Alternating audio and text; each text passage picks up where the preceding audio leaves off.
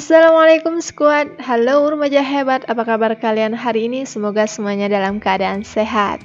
Jumpa lagi dengan Bunda Zeni di sini. Kali ini kita akan membahas tentang interaksi antar negara di benua Asia dan benua lainnya. Apakah kalian sudah siap? Simak baik-baik penjelasan berikut ini.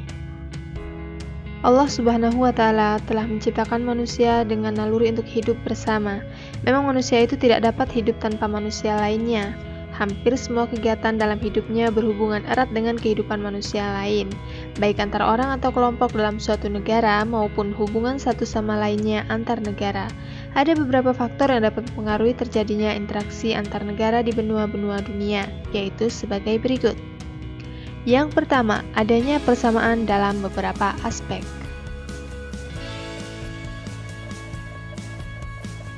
Munculnya hubungan antar negara antara lain terdapat banyak kesamaan di antara negara-negara yang terlibat dalam interaksi, seperti persamaan letak geografis, persamaan ideologi, persamaan agama, persamaan sumber daya alam, dan sebagainya. Yang kedua, perbedaan sumber daya alam. Kondisi muka bumi diciptakan oleh Allah Subhanahu wa Ta'ala dengan karakteristik yang sama juga berbeda-beda. Perbedaan sumber daya alam terjadi pada tingkat kesuburan, kekayaan alam, jenis tumbuhan, hewan, serta mineral dan tambangnya. Contohnya, kurma hanya dapat tumbuh dengan subur di Arab Saudi, sementara di Malaysia tidak. Jerman sama sekali tidak memproduksi minyak bumi. Iklim tropis membuat Indonesia menjadi salah satu negara penghasil teh terbesar di dunia. Perbedaan sumber daya alam inilah yang mendorong suatu negara melakukan kegiatan kerjasama antar negara. Yang ketiga, memenuhi kebutuhan nasional. Tidak semua warga negara dapat memenuhi kebutuhannya sendiri, walaupun negara tersebut memproduksi barang di dalam negeri. Contohnya, Indonesia yang merupakan salah satu negara penghasil beras terbesar di Asia Tenggara ternyata tetap mengimpor beras dari Thailand dan Vietnam karena produksi beras yang dihasilkan tidak cukup untuk memenuhi kebutuhan dalam negeri.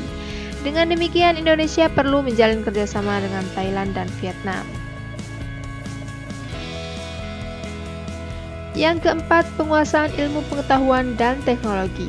Negara yang lebih menguasai ilmu pengetahuan dan teknologi mampu memproduksi barang dan jasa lebih banyak, bermutu, dan efisien. Hal ini dikarenakan pemanfaatan teknologi dapat menghemat biaya produksi dan menghasilkan lebih banyak barang. Negara-negara yang memiliki teknologi maju cenderung melakukan spesialisasi dalam memproduksi barang. Adapun barang yang tidak diproduksi sendiri akan dibeli dari negara lain. Contohnya, Jepang melakukan spesialisasi dalam produksi industri sepeda motor dan mobil, serta berusaha mengekspornya ke Indonesia. Sebaliknya, Jepang banyak membeli hasil tambang dan perkebunan dari Indonesia. Karena itu, sampai saat ini Indonesia dan Jepang tetap membutuhkan kerjasama ekonomi dan bidang-bidang lainnya. Yang kelima, adanya kelebihan atau kekurangan hasil produksi. Adanya perbedaan sumber daya alam dan penguasaan teknologi di satu sisi menimbulkan terjadinya kelebihan produksi atau surplus suatu jenis produk, tetapi di sisi lain akan menimbulkan kekurangan produksi atau shortage. Kelebihan hasil produksi dalam negeri mendorong negara tersebut menjual produknya ke luar negeri, sedangkan kekurangan produksi dalam negeri dapat dipenuhi dengan cara membeli dari luar negeri. Yang keenam, adanya kemajuan transportasi antar negara. Kemajuan teknologi transportasi menciptakan alat transportasi yang bisa menjangkau semua negara. Keberadaan transportasi antar negara membuat interaksi antar negara semakin mudah dilakukan. Misalnya saja, kegiatan ekspor-impor dalam jumlah besar dapat dilakukan dalam waktu relatif cepat. Biaya pengiriman pun dapat lebih efisien.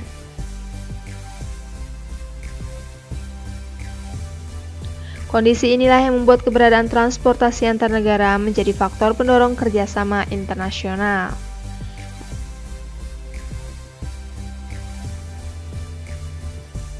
Dan yang terakhir, adanya hubungan diplomatik.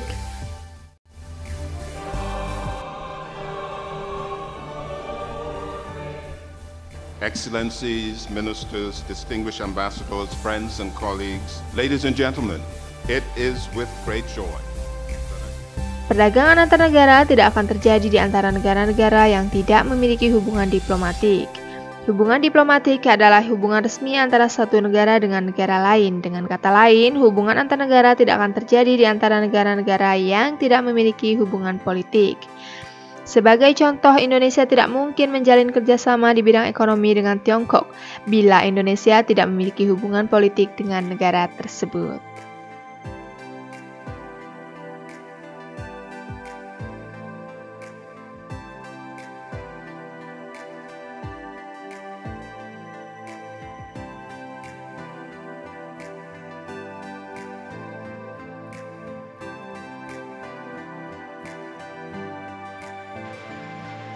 Nah, remaja hebat, itulah tadi materi kita hari ini. Tetap semangat dan teruslah berkarya. Sampai jumpa. Assalamualaikum warahmatullahi wabarakatuh.